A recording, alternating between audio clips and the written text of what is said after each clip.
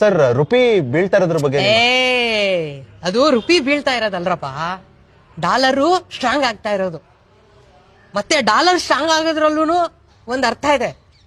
ಈಗ ನೋಡಿ, ಇವಾಗ ನಾನು ನಿನ್ಗೆ ಸಡನ್ ಆಗಿ ಬಂದ್ಬಿಟ್ಟು $63 ಎಷ್ಟು ರೂಪಾಯಪ್ಪ ಅಂತ ಕೇಳಿದ್ರೆ ಹೇಳಿ ನೋಡೋಣ, ಎಷ್ಟು ಹೇಳಿ ನೋಡೋಣ. $63 ಸರ್ ಅದು ಕಷ್ಟ ಆಗ್ತದೆ ತಾನೆ, ಯಾಕಂದ್ರೆ ಅದು ಇವಾಗ ಸದ್ಯಕ್ಕೆ $90 ಇದೆ.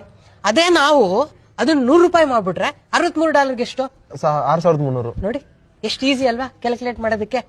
ಈ ರೀತಿ ನೀವು ಪ್ರತಿ ಸರಿ ನಾನೇನಾದ್ರೂ ಇವಾಗ ಕೇಳಿದ್ರೆ ಹೆಂಗಪ್ಪ $1 $63 ಎಷ್ಟು ಅಂತ ನಿಮ್ಗೆ ಏನಾದ್ರು ಕ್ವಶನ್ ಕೇಳಿದ್ರೆ ನೀವು ಕ್ಯಾಲ್ಕುಲೇಟರ್ ಓಪನ್ ಮಾಡ್ಬೇಕು, 63 × 90 ಅಂತ ಟೈಪ್ ಮಾಡ್ಬೇಕು, ನೋಡ್ಬೇಕು ಅಲ್ವೇ.